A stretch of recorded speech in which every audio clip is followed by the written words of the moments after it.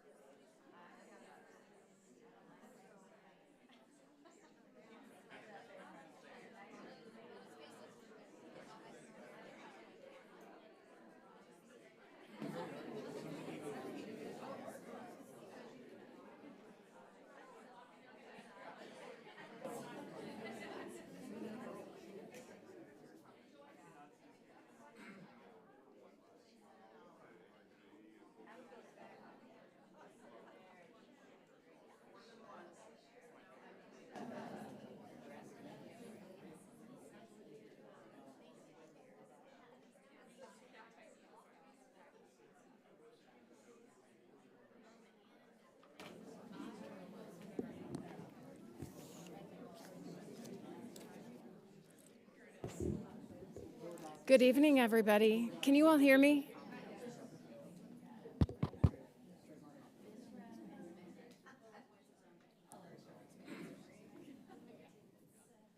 I didn't, there we go. Good evening, everybody, and welcome to the library. The first time I heard about the events in the book Cave Mountain was when I heard the photographer Tim Ernst talking about being in on the search party because he had written so many hiking guidebooks about the area where this little girl was lost. Cave Mountain's author Benjamin Hale also authored the novel Evolution of Bruno Littlemore and the short story collection The Fat Artist and Other Stories. He has received the Bard Fiction Prize, a Michener Copernicus Award, and nominations for the Dylan Thomas Prize and the New York Public Library's Young Lions Fiction Award. He's a senior editor at Conjunctions and teaches at Bard College and Columbia University. His cousin and the subject of Cave Mountain, the little girl who was lost, Haley Zega, is also here with us tonight. And there are books for sale from Pearls Books, thank you, Pearls, in the back, and Benjamin will sign them after the talk. As always, please fill out those program evaluation forms I left in your seat and leave them in that box on the back table. And now help me welcome Benjamin Hale.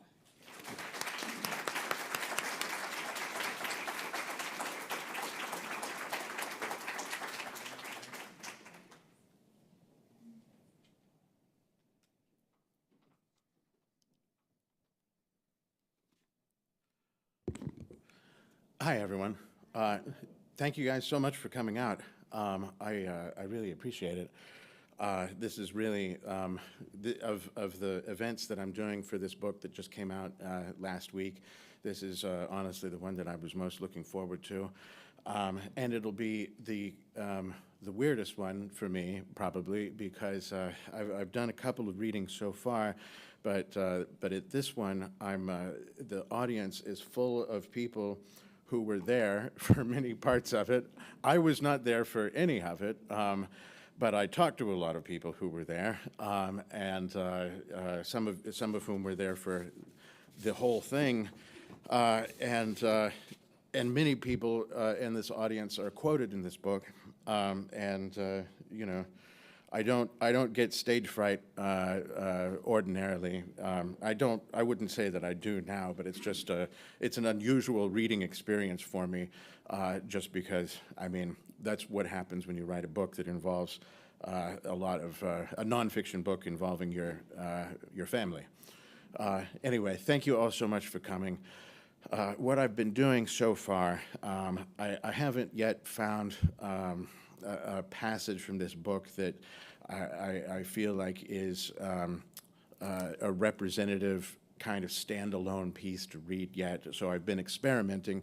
What I've been doing so far is just telling the story in broad terms and then reading a little bit. And then after that, I'll bring up Haley, and we'll have a Q&A. And also, you know, so many of you know this story already, but 25 years ago, almost 25 years ago, my cousin Haley was, when she was a 6-year-old girl, was on a hike with her grandparents, who are my aunt and uncle, Jay and Joyce, and on the hike, you know, the plan for the day was that they were going to take a short hike. I pulled it up here on Google Maps.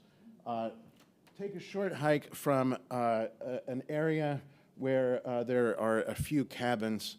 Tim Ernst, who's also here, used to live there, and hike. It's only about half a mile or so from the area where the cabins are to the famous Arkansas landmark, Hawksbill Crag, and then continue on a little ways from there and see a small waterfall, and then go back, and the main attraction of the day was supposed to be a sponsored group hike that was sponsored by the Newton County Wildlife Association to see the wildflowers that were then in bloom in late April. It was the height of the wildflower season, and on this short hike, at the end of it, they got to the waterfall. And the thing about a waterfall is that it's a picturesque sight, but only if you're at the bottom of it. If you're at the top of it, which is what you are at the end of that trail, you can't really see it. And there is a way of kind of shimmying down this tree from one shelf of rock to another one where you can kind of see the waterfall. And that was the way that my Uncle Jay, Haley's grandfather, was able to get down that day, but it's kind of only for the more advanced level adult hiker, rather than, you know, it was too dangerous for a child. And it was time to go back because they had to get moving if they were going to make the wildflower hike that began at 1. It was time to go, and 6-year-old Haley was jealous that she didn't see the waterfall, and she got mad about it, and she sat down on a rock at the top of the waterfall and refused to move.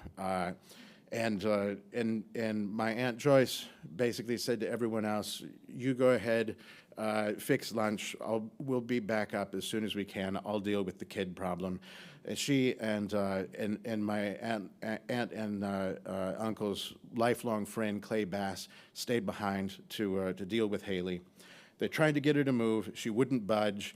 It was taking a long time, and eventually they kind of decided to do the nuclear option of trying to get a bratty kid to do something she doesn't want to do, which is say, you know, I don't know about you, but we're leaving, you know, and then walk out of sight and wait for a minute, because if you go back too soon, this trick isn't going to work. She'll know you're bluffing. She appeared. They walked a little further. She appeared again. They walked a little further. She did not appear. And at that point, Joyce said to Clay, "You just go back. I'm going to have to go down there and drag her back by a rope or something." She went back, and she was gone. And she looked up and down the trail, went back to the waterfall, no sign of her, and then she went back to a part of the trail they hadn't been on, which is the part that goes to the trailhead on Cave Mountain Road. Found a couple of hikers who were coming down from the trailhead. They hadn't seen a little girl on the trail. And then at that point, she was beginning to panic and went and found Jay and Clay and Dennis and Michelle Bowles, their other friends who were there with them. And that was the beginning of what was, at the time, the largest search and rescue operation in Arkansas history. There's been one more bigger one since then, but it was the biggest then, in 2001. And by the end of the day, there were hundreds of people on the mountain looking for her, and there was a helicopter, I believe a second helicopter came the second day, and she was gone for 3 days.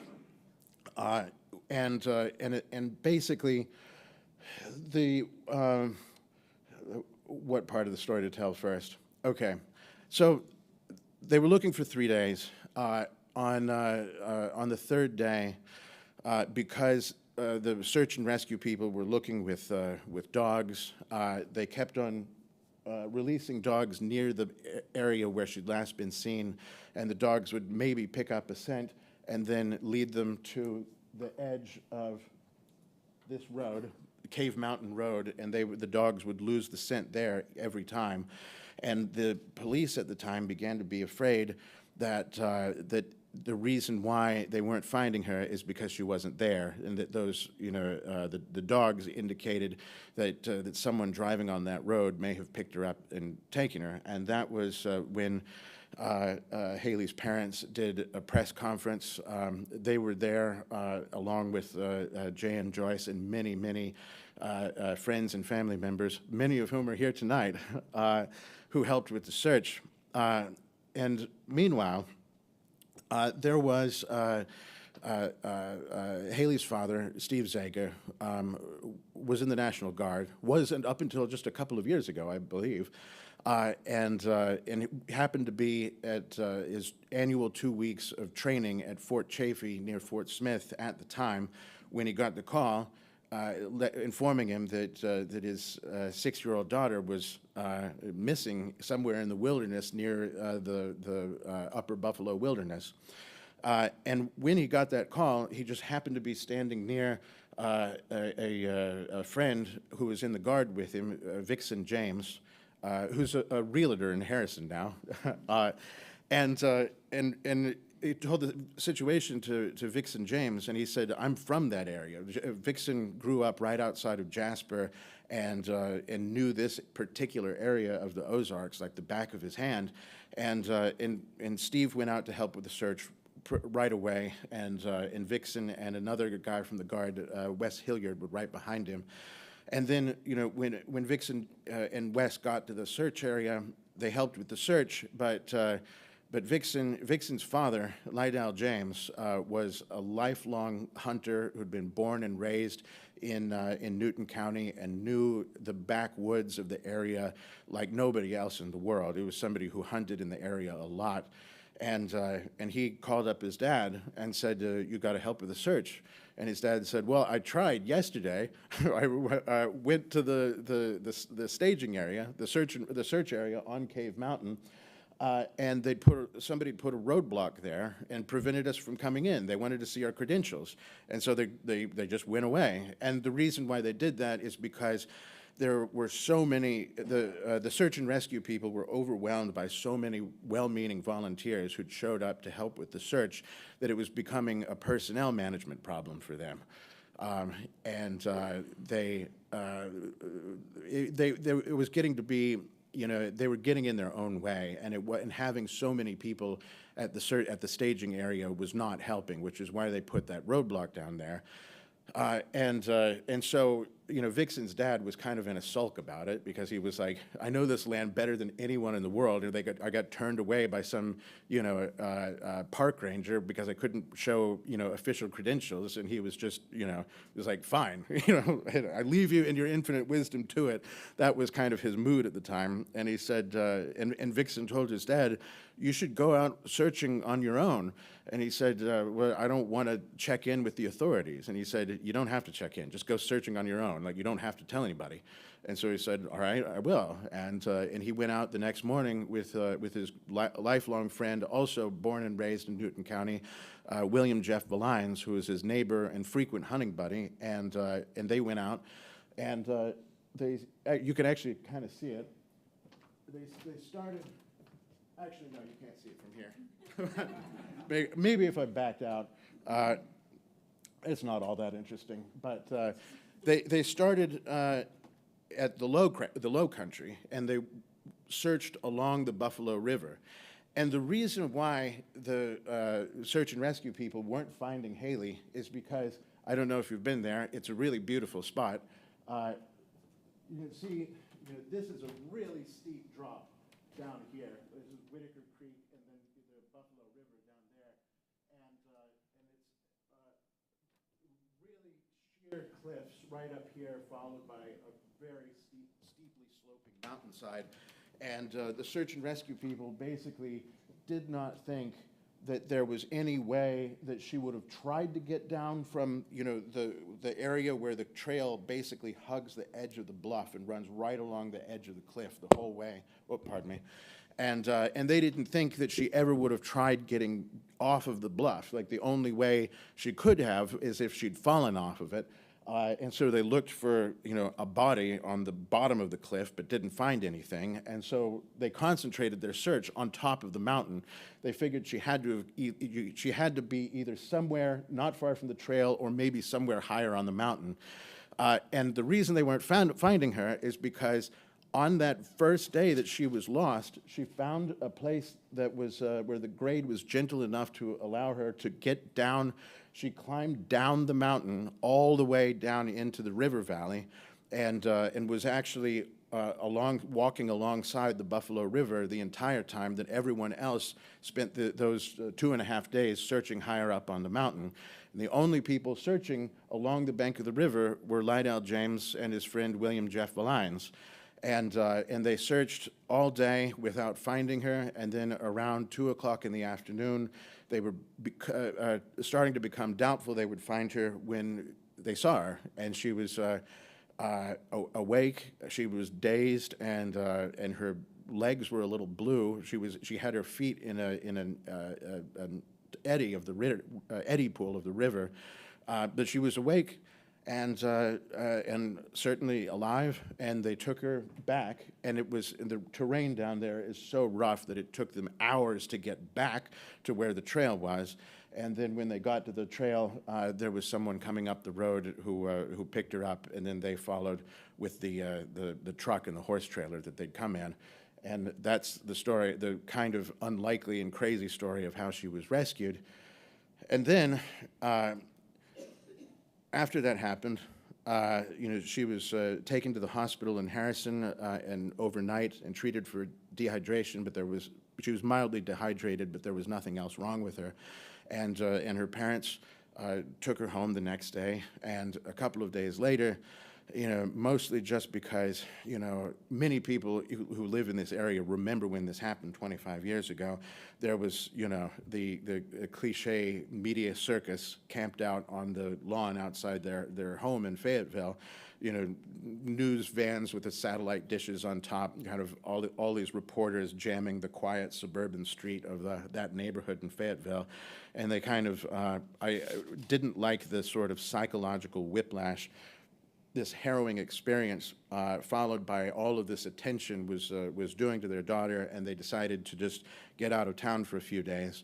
And so they took an impromptu, improvised vacation up to St. Louis.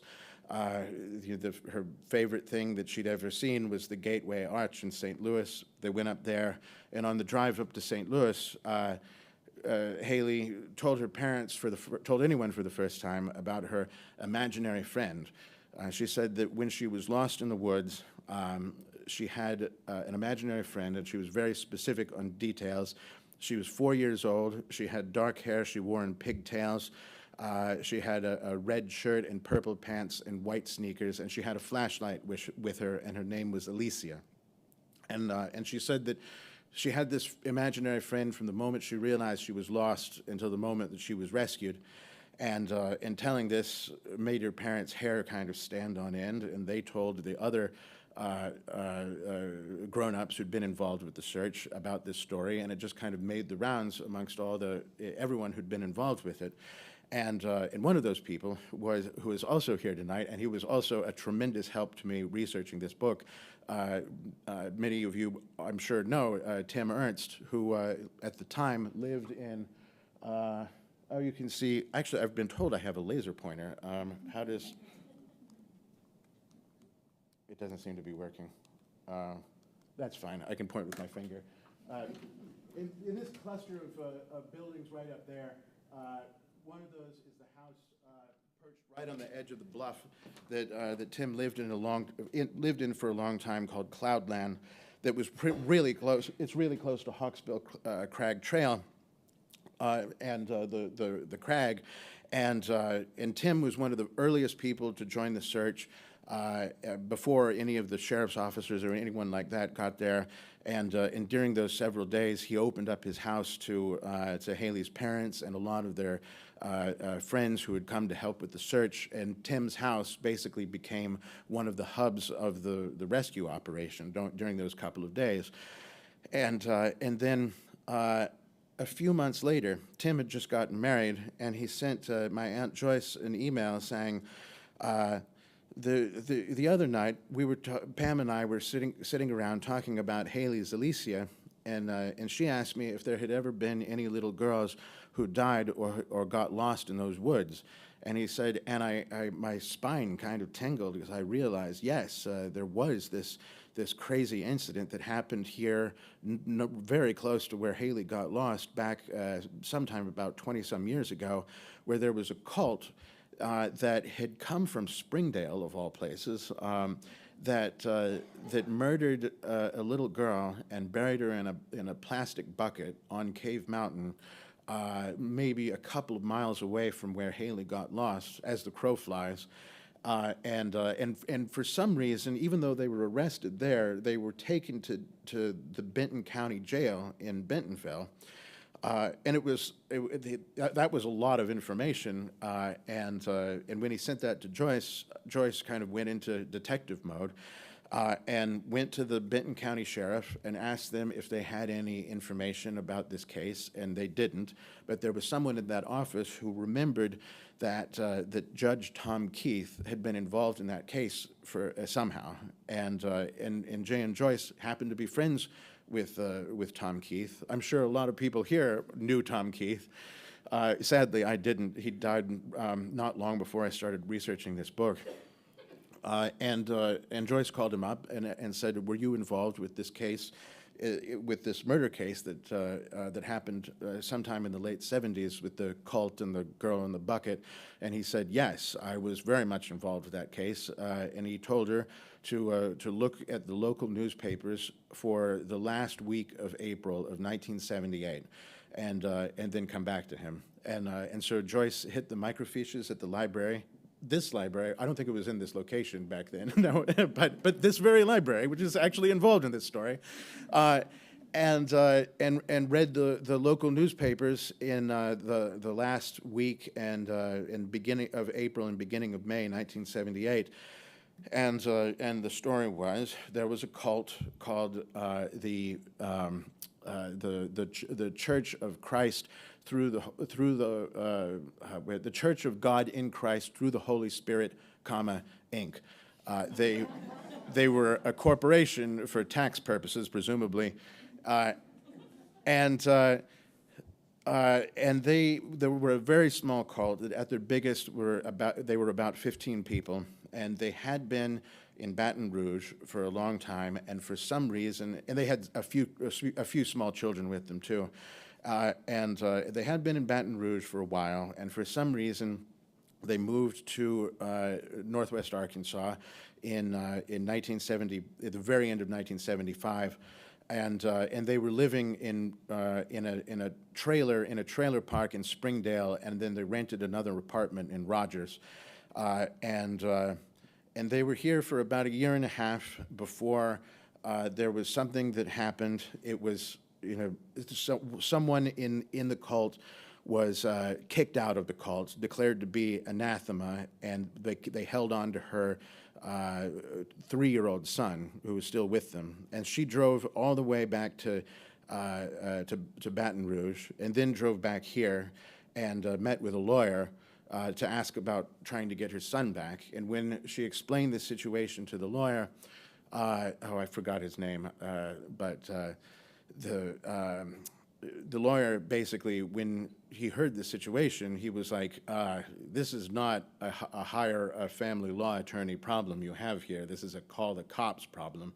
And the cops went to that trailer in Springdale and got her son back, and they did that right away because they were afraid that he might be in danger, and then came back later in the day with a search warrant. And by the time they came back, the trailer was on fire and everyone had fled. And they had fled to this area. You can't see, if I back out on the map, actually you can maybe see it. If, you know, I guess this is for the local geography nerds. They were camped out right about here. And near K Park Road, if you know the area. And the reason they were camped in this pretty remote area was because they believed that there was about to be a nuclear war that would destroy human civilization overnight, and then after that would be the 3.5-year period of apocalyptic chaos foretold in the book of Revelation, after which would be the second coming of Christ and the end of the world. And they were camped out here because they thought it would be a good place to be for when the nuclear war starts, which it would have been if there had actually been a nuclear war.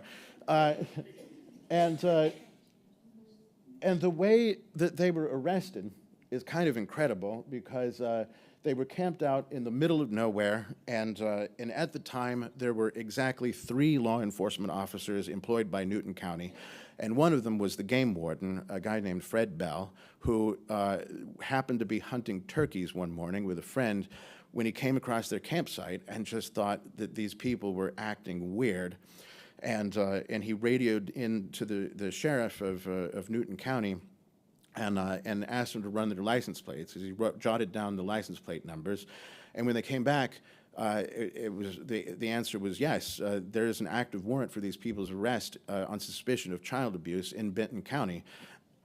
Pardon me. And so the sheriff came out, and the sheriff and the game warden, the sheriff, a deputy, and the game warden, and the sheriff's son, and also the game warden's hunting buddy, all helped arrest these people.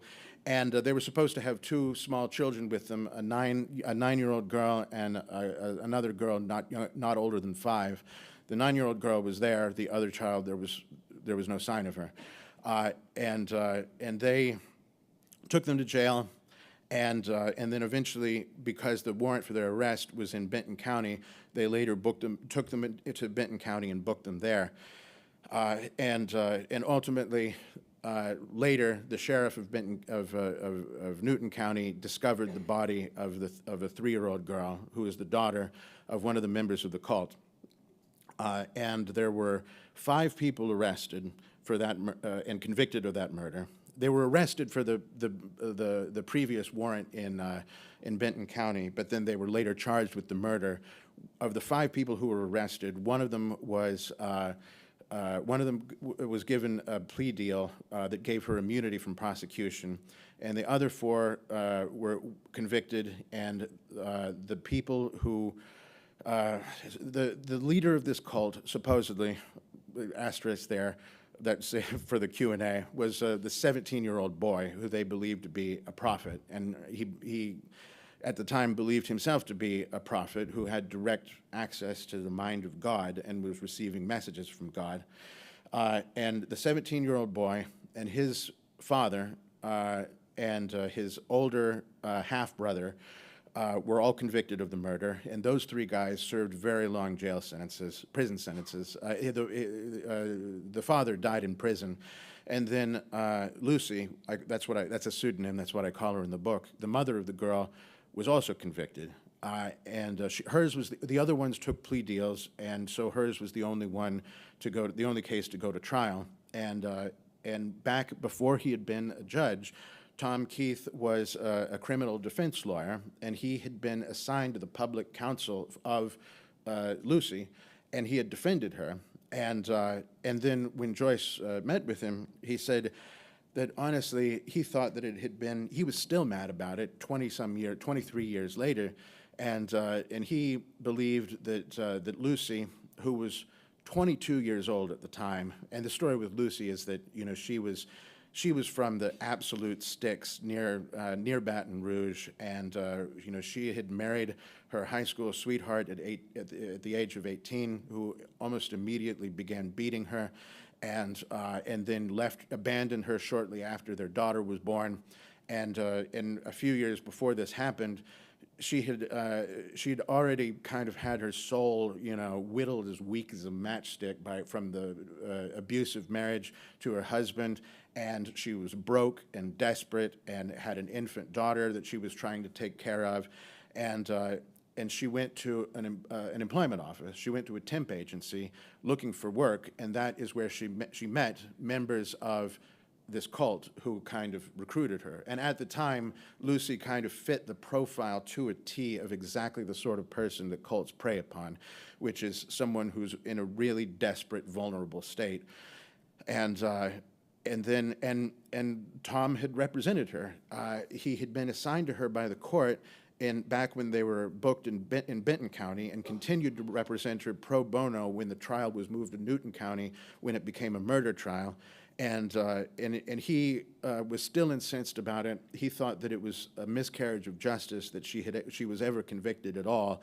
She thought that she was innocent and that she had been just as much a victim of the cult as her daughter had been and should not have been convicted. And he considered losing that case to be one of the worst failures of his career, and it haunted him ever since. And also, he kept in touch with her after this happened. Lucy would say of Tom Keith, "Tom was my rock." It just so happened that Lucy's father died right around the time she started serving her prison sentence, and so that was another blow. And Tom really helped her through that. And when she got out of prison, she only served she was given a 5-year sentence, of which she only served 2.5 years. And when she got out, Tom was the one who was there to pick her up from the prison and take her back home to Baton Rouge, and he stayed in touch with her. And then Lucy, she was only 25 when she got out of prison, and she still had her life in front of her. And she got married to someone else. She had another family. She had a career. She still lives in the house she grew up in that she inherited from her family.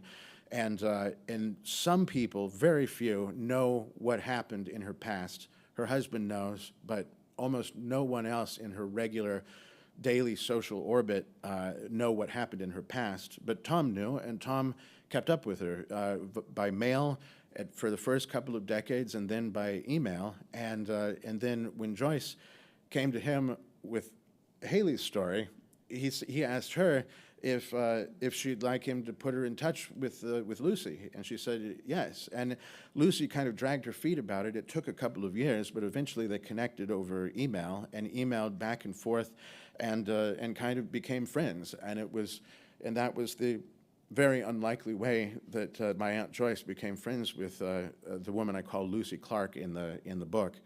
And about the ghost story at the center of all this, the connection, there were, I don't know, I think that in Lucy's case, that talk about being guilt-ridden, Lucy had been just distraught with guilt for the last, for the 23 years since this incident had happened, and I think that for her, believing that the spirit or ghost or something of her daughter had appeared to Haley and guided her to safety during the 3 days that she was lost in the Buffalo wilderness, was something that kind of, she had this raw psychological wound that had been open for 23 years, and believing in this spirit kind of was the only thing that kind of helped to close it and helped her to finally heal after all that time.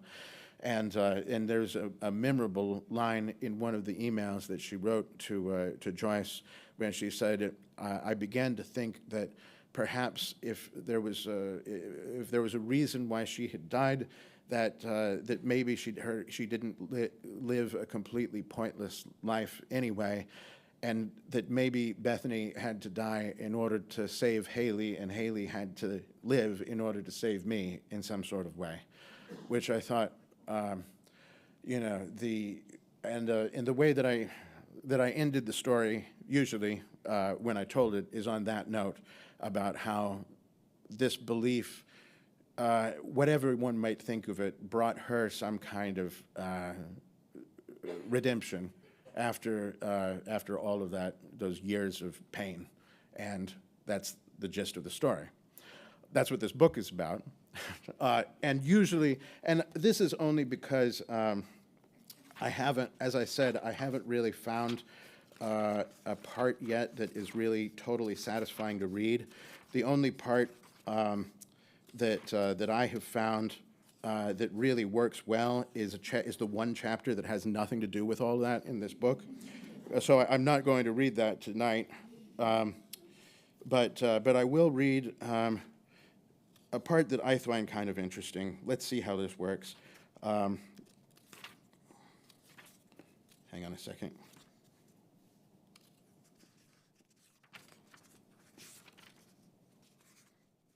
Sorry, I should have marked this before I came up here.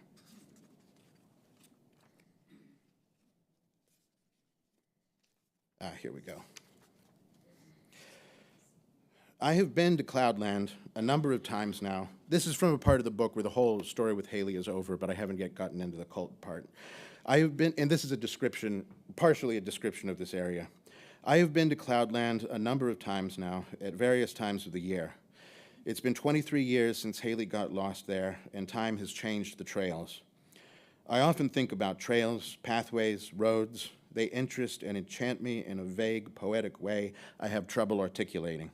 If you ask me to, I will probably at some point mention Bruce Chatwin's The Song Lines and Robert Macfarlane's The Old Ways, A Journey on Foot, or Jakob von Uexküll, the polymathic pioneer of biosemiotics, who included an elegant chapter titled The Familiar Path in his quirky essay, A Foray into the Worlds of Animals and Humans, in which he writes, all in all, one could say that the familiar path works like a streak of a more fluid medium in a more viscous one. I've read about psychogeography, defined by that word's coiner, Guy Debord, as the study of the precise laws and specific effects of the geographical environment, consciously organized or not, on the emotions and behavior of individuals. And if you read up on that word, you are sure to uncover the theories of Alfred Watkins, an early 20th century British scholar who hovers in a space between legitimate archaeologist and kook, who wrote about ley lines in his 1925 book, The Old Straight Track, its mounds, beacons, moats, sites, and markstones. The straight lines across the countryside of the British Isles connecting long-gone historical structures or landmarks, often tracing ridges of high ground through a landscape, which he believed were the trade routes of ancient societies. It makes sense that pathways would lead from one high elevation point to the next, best to get a wide visual survey of the land, to see the weather coming in, to spot potential predators or enemies from afar. But there is another something, spooky and magical in Watkins' tone and approach to the subject matter, which is the thing that barred him from wider scientific credence in his own lifetime and afterward, and is precisely the thing that most interests me about his ley lines. He had a mystic reverence for the earth, for landscape, for land, and for patterns, the patterns and habits of the people and animals that traverse it. The rhythms of breathing and patient, regular footfalls are connected to poetry and song. And when you walk along a path through the woods, you move along a line of living animal energy. A trail is made by all the bodies that have traveled it before you, and every pathway is a streamline of ghosts. Some of these streaks are of a more fluid medium in a more viscous one, and some of them are so well-trodden, the stream of ghosts is so thick and old that I bet they'll still be there for at least another 100 years. Like the one I drive on nearly every day, the old Albany Post Road, one of the oldest roads in the United States, which has connected New York City to Albany since 1669. It begins in Manhattan as Broadway, and the part of it that now passes near my house 100 miles north of the city is New York Route 9.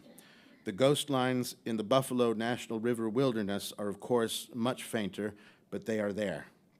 The one that Jay, Joyce, Haley, and their friends took on the morning of Sunday, April 29, 2001, which once led from Doc Chester's cabin down to the unofficial part of the Hawksbill Crag Trail along the bluff to the east of the crag, is not entirely there anymore.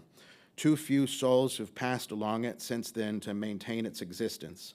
About 50 feet from Hawksbill Crag, there is still a trail you can just barely make out that leads up onto a higher shelf of land and passes a few fire pits, but above that, it disappears into dense brush.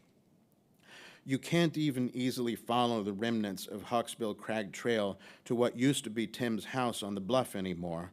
Whoever owns the house now has not kept it clear, and enough hikers obey that private property sign that now the only way to reach that house on foot from the trail involves shoving your way through chest-high thickets of brambles that will leave your clothes peppered with nettles and that prick like thumbtacks. But the faintest phantom thread of human and animal movement through it is still there. There's still a streak of the more fluid medium there, but it is barely distinguishable from the more viscous wilderness around it, the signal nearly buried in the noise. But the signal is still there. The path Haley probably took from the waterfall all the way back to the Buffalo River used to be a mule trail in the 19th and 20th centuries. Oh, by the way, that Tim Ernst is responsible for this. That waterfall that Haley refused to move from the rock atop of is now named Haley Falls. It used to not just not have a name, but now it does. The path Haley probably took from the waterfall all the way down to the Buffalo River used to be a mule trail in the 19th and 20th centuries when there were more people living down in the valley. It most likely began to vanish into brush in the 1970s after the national park system forced the valley's residents out and people quit using it.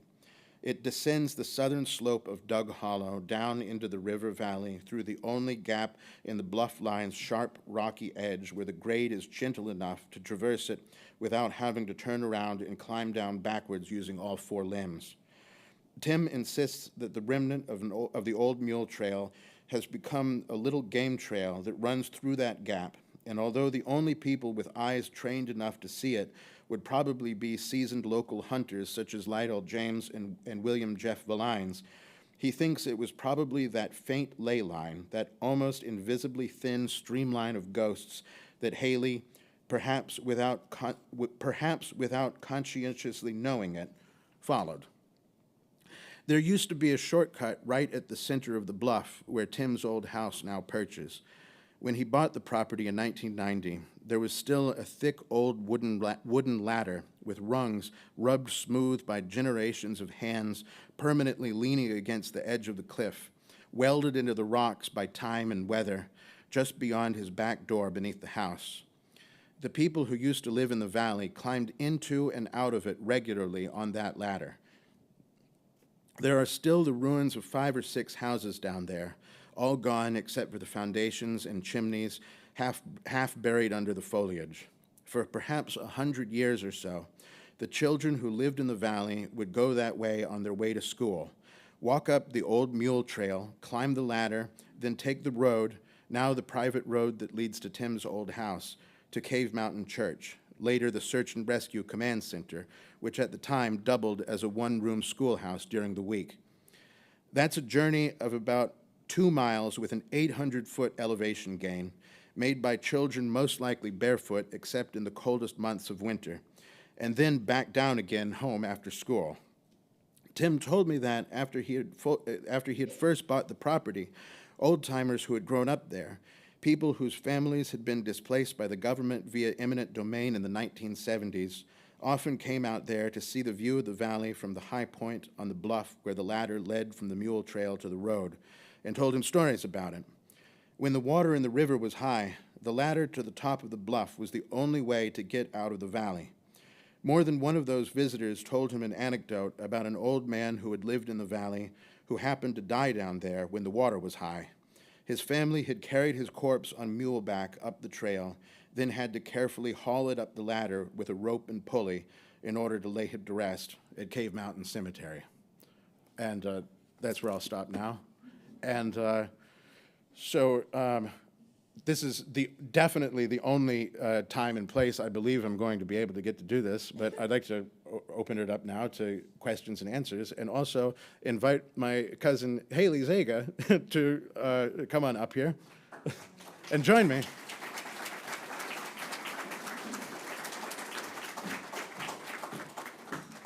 Maybe we should steal a couple of chairs from the... Do that. Oh, there are two right there. Thank you.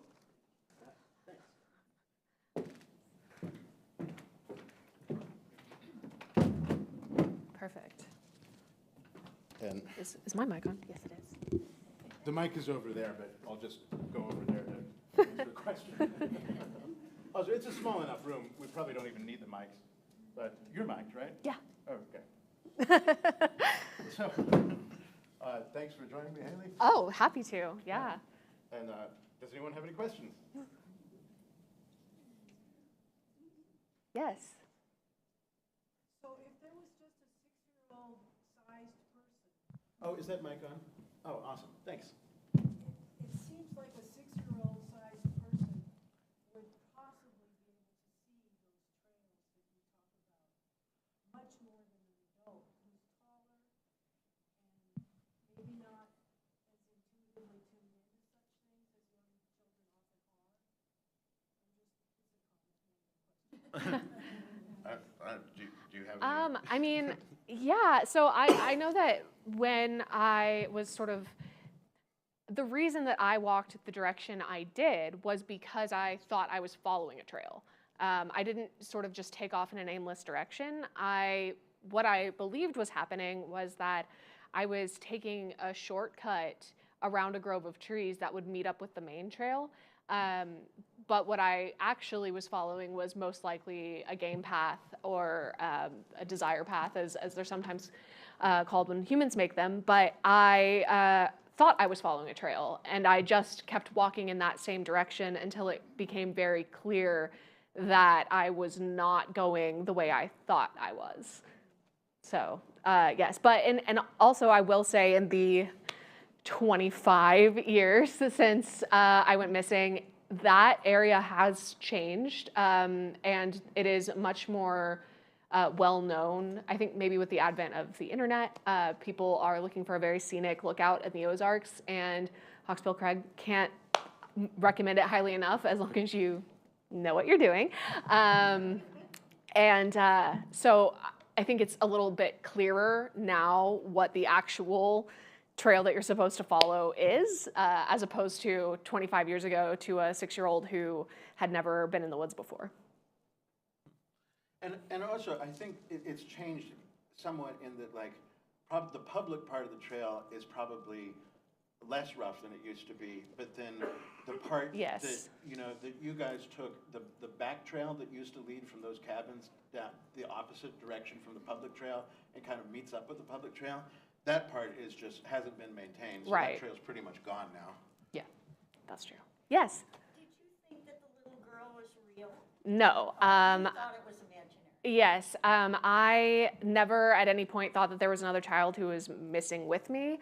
I have always said imaginary friend, and that also stuck out to my parents because I wasn't a child who had imaginary friends. I didn't have one before then. I never had one after, but it was very specific to that experience. And I had a pretty active imagination as a child, but I was also very discerning about what is real and what is imaginary. So yeah, I never at any point thought that there was like another physical person with me. Oh, there's something that I often include in that story that I forgot to include this time, but there's this really interesting thing called a phenomenon called third man factor or third man syndrome that where it was most famously experienced by Ernest Shackleton on one of his journeys back from the Antarctic, where he and this other guy were snowblind and starving and like trying to get back to their ship alive, and they kept on hallucinating that there was a third person with them. And that's what gives this phenomenon its name. Apparently, the mountain climber Reinhold Messner has also reported experiencing this. There is a phenomenon that is not very well understood because there's no way to ethically test for this. but it seems to sometimes happen to people who are in a survival situation and they're alone. And basically, someone who's in a situation where they are simultaneously bored out of their minds and terrified for their lives for a long period of time, and they have said that there is a feeling that it feels like someone is with you, like you have a companion, that you're not alone, and it might be this kind of psychological emergency brake measure that someone who is in a situation like that, who feels like they're not alone, is more liable to keep on going and therefore walk themselves out of it than if you feel completely alone and that might make you just curl into a ball and die. And it is possible that Who's to say? yeah, but it's an interesting thing to think about. Yeah. So, Haley, follow up on this lady's question. How did you feel in terms of when you figured out that there actually was the story of another little girl? How did you feel and how old were you when you felt that? And tell me more about that. Gosh, I don't know. I was definitely a child when I had first heard the story. I will say I had a sort of visceral reaction reading about what happened to her in the book, even though I knew. I was sitting in my favorite bar that I actually go to every Tuesday, and I'm not there tonight. So you're welcome. Is that trivia night? Yeah, it's trivia night. Yeah, and some of my team is here actually as well. Yeah. Well, I guess your opponents have They have an advantage yeah. tonight. Yeah, we did win last week. But I had a really visceral reaction to actually reading it printed on the page, and I had specifically gone to read it in public, and that was an interesting choice. And I was like getting very emotional. I think, I had a near-death experience at a very young age, and so my parents never really like shielded me from that reality of like what happens to everybody eventually.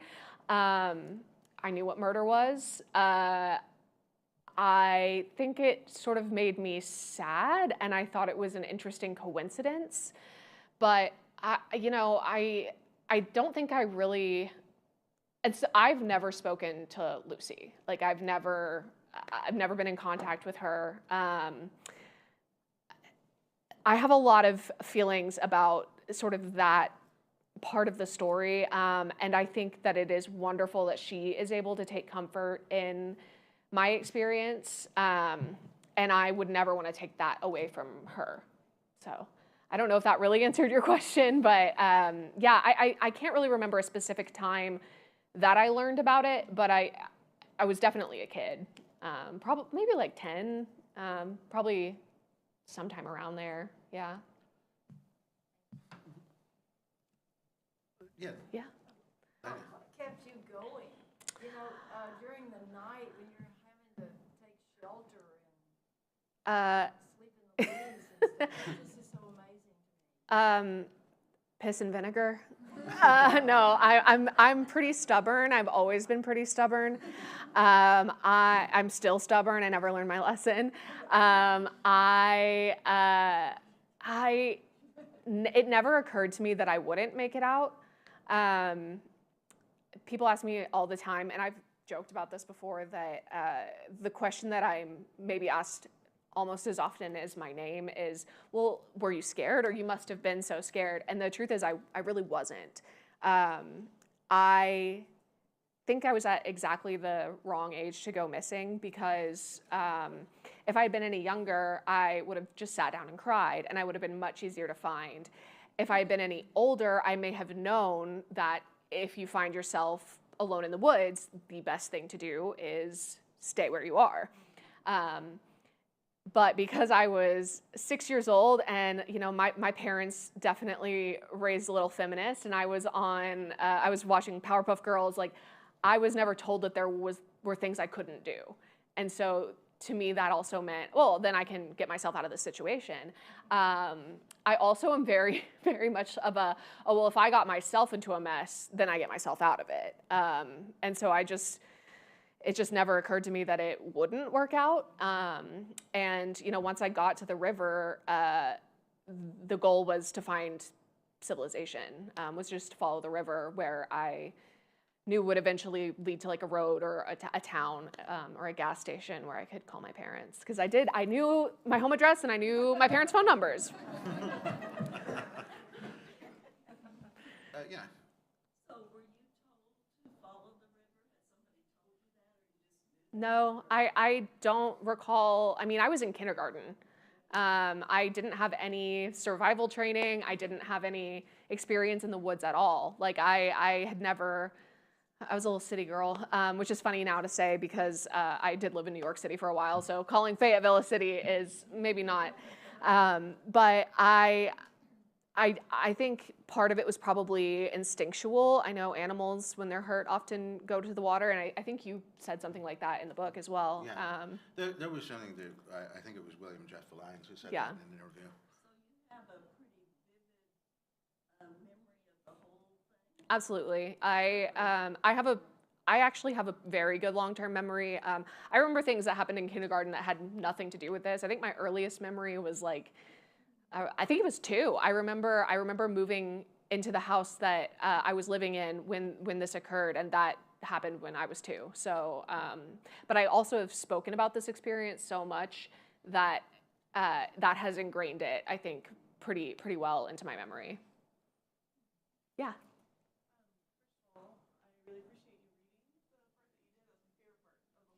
Oh. Oh, great. Yeah, thank you. It was an experiment. I haven't read that part before. That's great. Yeah. Great choice. But what I love about that part so much is that mystical connection with the earth and plants. I very much find myself at home in the woods, and I appreciate that mystical connection. Question for both of you guys is: do you feel like that has been enhanced by your experience being lost in the woods and your experience writing the story? Do you think you guys are more connected in that way? Well, I mean that stuff about psychogeography and the a pathway being a streak of more fluid substance in a more viscous one, and that kind of thing, and Alfred Watkins and that like kooky pseudo archaeology that he was doing with the ley lines in the British Isles. I'm really into that stuff. I love that stuff. I love. Bruce Chatwin's Songlines, if you know that book, it's an incredible book about the pathways that Australian Aborigines take through the desert, and and I'm a big fan of Robert McFarlane, and so I'm just kind of I'm kind of a hiking trail nerd, I suppose. I was already, just because it's something that I find interesting. Even like before I started writing this book, it was something that I read about a lot. So that was kind of my connection to it. Yeah, so I, at least once a year, actually, or not, whenever I can, I do go back out and visit Hawksbill Crag whenever I can. I go visit my waterfall. I show the waterfall to my friends. I say, this is my waterfall. But it is a spiritual place for me. The bones of the earth are exposed in the Ozarks. The St. Francois Mountains, which are actually in Missouri, but part of the Ozark Plateau, are some of the oldest exposed rock that you can find on planet Earth. And I think that's an energy you can feel. And there have been times when I'm like, you know what? I just need to go and like sit with my hands on the bluffs and be quiet and just recenter. And I do think that is an energy that you can feel in this part of the country. especially. And so, yeah, there is sort of a mystical connection to that. And, you know, there's a reason I keep going back, and there's a reason that it's such a popular place to go. So, Derek. You spoke about how it was a near-death experience and yet you did not consider that you would ever die. Yeah. How did that experience at such a young age, knowing that like kids tend to really start to understand consequences of action around 5, 6, 7? How does being in a near-death experience that you never considered would end in death affect your concept of death? You know, that's a really good question. I've had another near-death experience since then, and it's something that, you know, being confronted with that at a very early age, I would never want anyone to have to do that, but I wouldn't say it was a negative thing for me. I love life. Like, I genuinely try to get as much as I possibly can out of being here and like having a second chance. I think that that is one thing that has affected me, is that I'm extremely grateful to be alive, and I've continued to be a very adventurous person. But I also think it has sort of imbued me with this, like, I'm not really that scared of death. I don't want to die, but like I'm not.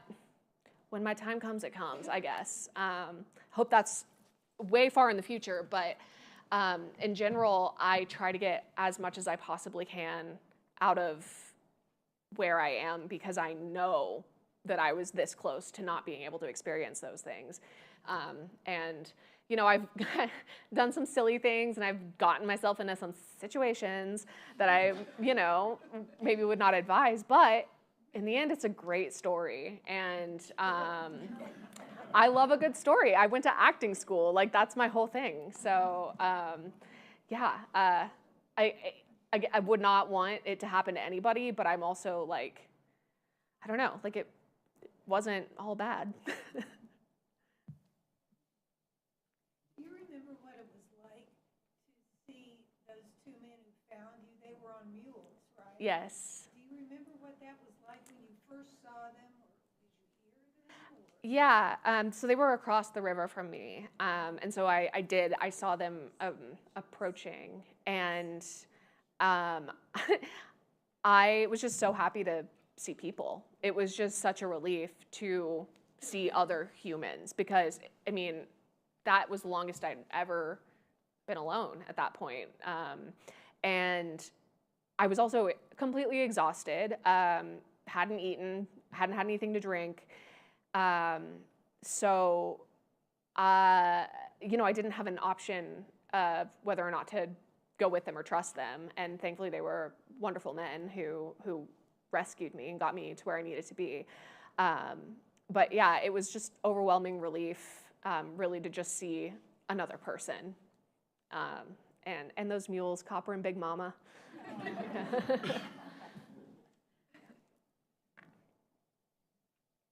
Anybody else? Yeah. One of the things I really like about the book, I'm not completely finished with it yet, but it's just, it gives me a lot of pride in the community here and the people that came out. I mean, there was just a lot of people that obviously love your family and wanted to help. And Yeah. I just wonder how that like has made you feel. I know you were famous for that for a long time. You probably didn't like that when you were younger, but also just I think our community really showed up to support and cared about finding you. Yes, absolutely.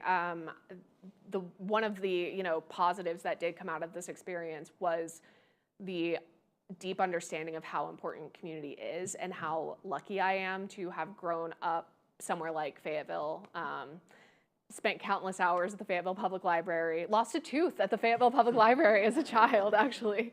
I would never want to take that for granted. And that is something that I have been able to hold on to throughout my life. And honestly, I did move away for 7 years, and then I came back, and it wasn't really a chore to come back, because I knew I was coming back somewhere that was very nurturing, and gave me so much as a child. But I I always want to defend the Ozarks, and I always want to defend Arkansas because I feel like we get such a bad rap on the national level that it kind of breaks my heart because I know the good people who live here and what they did for me and what they did for my family. And when I see upsetting news, which seems like every single day now, I am able to hold on to this example of how incredible the world can be when we do come together and, are able to just pour love into each other and pour love into just getting something good done. And I am so grateful that I learned that lesson at a very young age. I'm grateful this story came out now too, because I think everybody needs a little dose of good news. So thank you, Benjamin, for writing it. You got it. Thank you for reading it.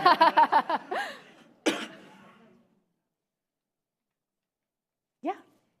Even when you just told a little story about your grandmother needing medication and how they got her medication so easily without calling a doctor, without insurance, and without any problems of just calling the local pharmacy who made sure they got her what she needed. So, which I thought was another community thing.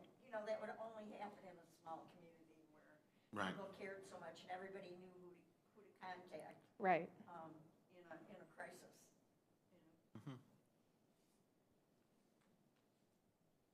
Other questions? There was a lot packed into your book. It's kind of three different stories in a way. Yeah. And just I was wondering from you, kind of, and you probably have a few different motives with it, or kind of what your big point you wanted to get across to the audience, to the reader from your book. It was a really interesting journey writing the book because the first draft of this was an article I wrote in Harper's a couple of years ago, and then in between writing that article in Harper's and then starting to research the book, I met a few people who I wish I'd met before I had written that Harper's article, and it was that was a really fascinating thing for me. Like probably the most incredible thing that happened to me as I was researching the book is that. So of those 5 people who were arrested for the murder, the one who was given the plea deal has died. The 2 boys' father died in prison. One of the guys who actually committed the murder and buried the body, he had just died before I started researching the book. I kind of kicked myself in the fact, if I had started writing this book just 5 years earlier, there were several key people involved in the story that happened in the 70s who had died right before I started researching it. The 17-year-old boy, the supposed prophet of the Church of Christ through the Holy Spirit, Inc., he's still alive, and he's not even that old. He's in his mid-60s, and he was given a life sentence.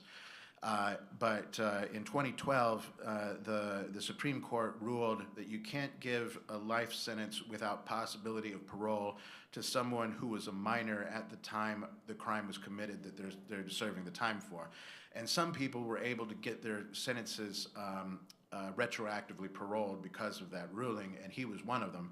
And so after spending the years of his life, 17 to 57 in prison, he was released just about 7 years ago, and I was able to find him.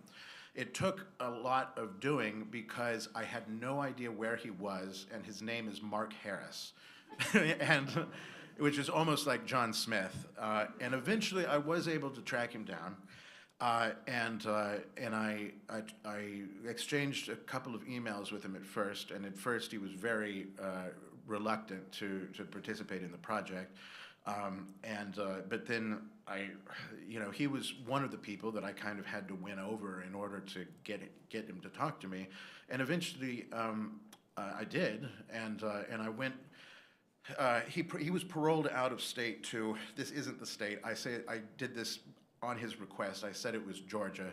It's another southern state, but he can't leave that state. He'll probably be on parole for the rest of his life. But he is out of prison, and I went down there and to talk to him, and I spent a long a couple of days hanging out with him and talking with him, and you know, and honestly, like the way that I used to end the story in the years that I would just verbally tell it to people, if I was like telling the story at a party or something, I would end it on the note of the kind of surprising friendship that my Aunt Joyce developed with Lucy. But these days, I mean, as a consequence of writing this book, Mark Harris has kind of become my friend, you know, and I never thought that I would be friends with someone who's a convicted murderer, but I am. I believe in redemption for anyone, and also, I mean, the circumstances of his growing up. He was raised in a cult, and I don't think he really was the leader. It was basically his mother was the real leader and founder of this cult, and she had told everyone that she was a prophet, and that her son, who was 12 years old at the time, was also a prophet, was also gifted with prophecy, and she kind of coached him in how to do it. You know, she said, you have to listen very hard in your right ear for a voice that will be coming somewhere from this area. And after she made that declaration, 2 years later, she died of a heart attack, leaving her 15-year-old son with this group of deeply deluded adults who believed he had direct access to the mind of God. And that happened to him when he was 15. This murder happened 2 years later when he was 17. And like, you know, after he told me that after he went to prison, he said he felt a new sense, a feeling of mental clarity that he had never had before in his life. And he went on a journey after that, you know, and he read a lot. That was part of, one of the funny things about writing this book, that of all the people that I had to meet who were involved in that case from the 70s, Mark was the one who was most on my own kind of philosophical wavelength, you know. He'd read a lot, and a lot of really interesting stuff. He'd had nothing else to do for 40 years. He'd been reading, you know, William James and Carl Jung and stuff like that, and he's a really smart and interesting guy who I think probably would have done something interesting with his life if he hadn't been forced to waste most of it in prison. And my very unlikely friendship with him, and I mean, we are friends, we still text and email each other all the time, you know, was something very profound and strange and surprising that came out of this book for me, you know, and for me, kind of the more abstract kind of philosophical thing at the heart of the story is just thinking about religion and faith and skepticism and also ghosts and magic and, you know, spooky, you know, nonsense like ley lines and you know, and just kind of wrestling with the pole between the mystical, the invisible, the religious, the ghostly maybe, and, you know, the rational skepticism. You know, I've always been more in this camp throughout my life, but I was pulled in the other direction while writing this book, and I don't know very clearly what I think about all that stuff anymore. But just thinking about that stuff and the difference between those two poles was kind of at the heart of the book for me. No, I gathered that, so I was just, it wasn't what I expected when I Yeah. read the first 6 chapters, I'm like, okay, well, now what? and then, Yeah. And it kind of kept evolving, Mm-hmm. kind of like a journey does, so. Yeah. And you did a really good job. Thank you. Being respectful with all the different things involved, with the different people and different beliefs, like you did a good job. Thank you so much for reading it. Yeah, it was great. Would it be too improper to ask for everyone who's here who either helped with research or was involved in some way to stand up so we can thank them? I would love to just see that. I bet it's a lot. Yeah, if you helped with the search or were involved in the story in some way, could you please stand up? out of my own curiosity, for if nothing else.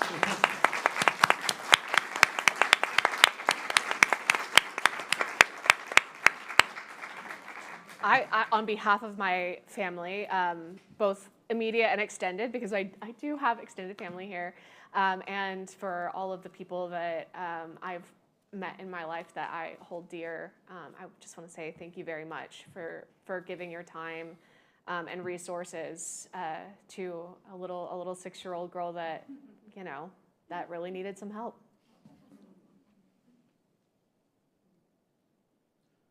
And Haley, what are you doing now? Well, right now I am, I got my degree in acting from Pace University in New York City, and so I'm still acting whenever I can. I was in New York and New Jersey for about 7 years, and then 2020 happened, and so now I'm here, and I am a community manager at Likewise. My boss is actually here, and I love it, and I got a lot of friends, and I still hang out a lot in nature when the weather permits. I love to travel. I have been to 5 continents, would love to get all 7 eventually, and I just am doing my best to keep going on adventures and appreciating life as much as I can. If this were ever to become a movie, would you be in it? Funny you ask. I would love to play my mom because she's here. I don't know where she went. She's back there. We look alike. And, I don't think anybody could play my mom like I could play my mom. So I don't know if they would actually let me do that. I think maybe like my kindergarten teacher or something like that. But that would be the dream. That would be great. I would love that. Especially since you had acting class. Yes. Yeah, I spent 4 years toiling away to get that very fancy piece of paper. I don't think they would let me play myself. I think I may have aged out of that role. But yeah.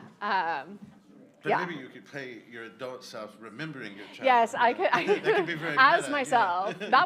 I don't think that would be too much of an acting challenge. But whatever. Anything to get my foot in the door, right? Ben, another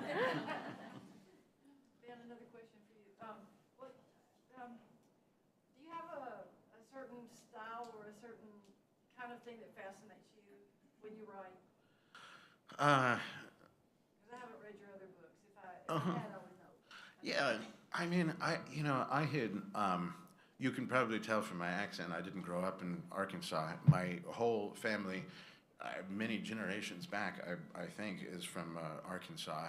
My dad grew up in Horseshoe Bend, if you know where that is, in the northern Ozarks, North Arkansas and Ozarks, and my mother's family is from Paris, Arkansas, in coal country. And we would come back here, when I was a kid, we would come here we would spend every Christmas here and would often visit during the summers too.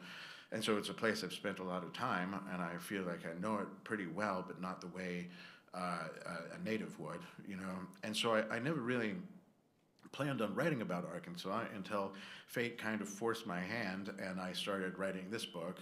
But my other 2 books, my first book is a novel that is narrated by a chimpanzee, a talking chimpanzee, that came out about 15 years ago, and that novel that began my career as a writer, I was absolutely back then wrestling with these things having to do with belief and magic and faith and religion and skepticism and that kind of stuff, because a lot of that novel is me as a chimpanzee thinking about that stuff, So that stuff has always been rattling around in my head.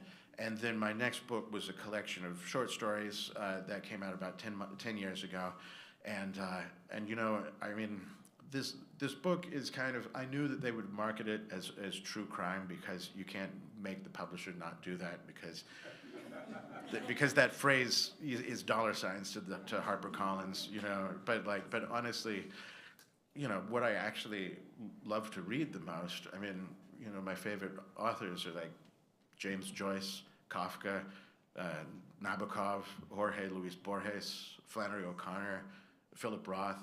That's the stuff that I really love, and so this book was a bit of an adventure and a kind of departure for me writing nonfiction because, for one thing, I found that the copy editor messes around with your style way more if it's nonfiction than if you're writing fiction, which I did not appreciate. But I didn't know how to write a really long piece of nonfiction. I'd written journalism and book reviews and stuff like that before, but never a long project like this. So with this project, I was just kind of teaching myself how to do it as I was doing it. But I really love doing it. I found that I love tracking people down, introducing myself, trying to win their trust, and then interviewing them. I find that I really love the adventure of doing that. I mean, my favorite moment that happened as far as like researching this book happened a few years ago when I was first starting to research the 1978 part, and I went to the sheriff's office, the Newton County Sheriff's Office in Jasper, and asked them if they had any records from 1978.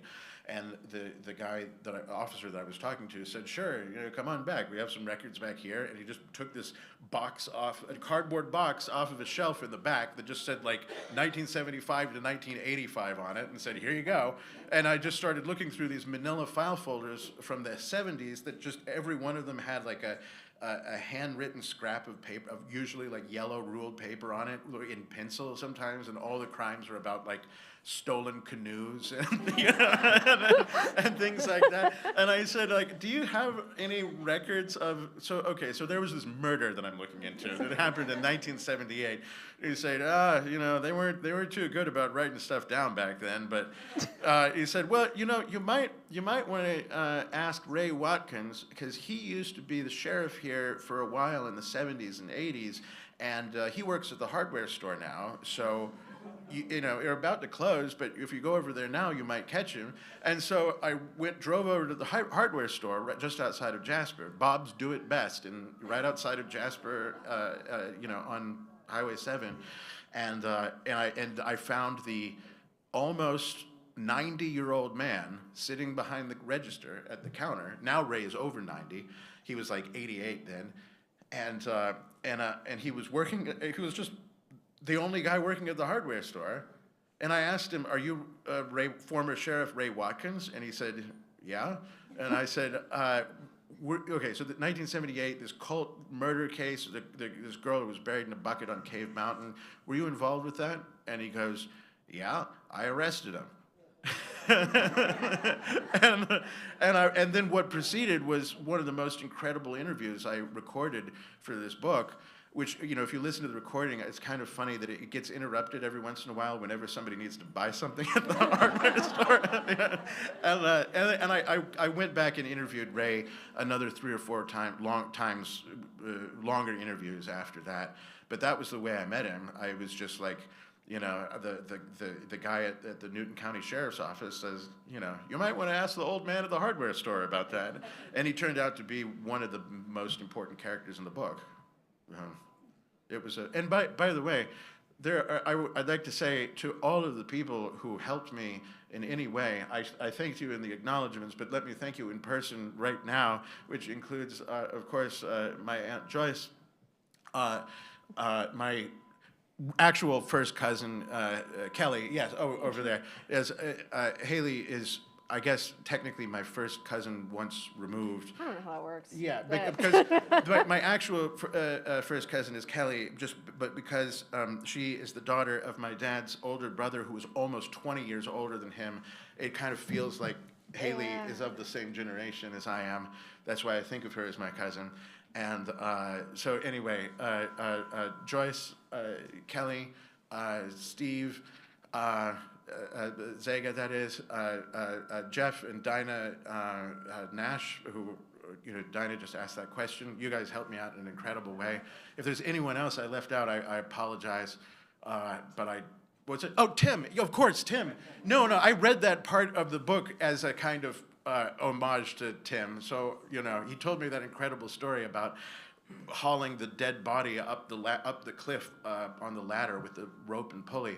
Tim Ernst, for sure, was a tremendous help, and basically wrote the earlier version of this book that was the Search for Haley, which he published back when it happened 4 years ago, which was when I first started researching, an absolutely invaluable work to aid my work. So of all you guys that I just mentioned, thank you so much. I couldn't have done it without you. And you too, obviously.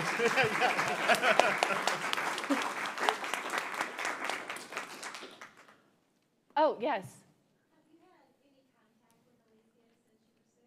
No. That's probably the shortest answer I'll give all night. So you were in kindergarten. Yes. And this was a very scary thing for a lot of people. A lot of people were sort of breathless about all this.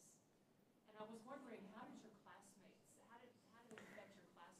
And Yeah. How did things feel once you got back into the routine of things? It was interesting. So my elementary school went above and beyond to welcome me back, and they put ribbons on the trees out front of. I went to Washington Elementary, not far from here, historic, wonderful school, and so there was a day when I went in and cut the ribbons off the trees, and my classmates had made cards and signed a poster. But generally people were just happy I was back. I was a curiosity, and there were children who I had never spoken to, didn't know, who suddenly wanted to be my friend or wanted to know me, and I was very suspicious of that and very uncomfortable with that attention. I had quite a bit of social anxiety for a long time, just because I don't know if this was the root cause, but I didn't trust that people wanted to know me for me, or if they just wanted to know and be able to say, oh yeah, I know a girl who got lost in the woods.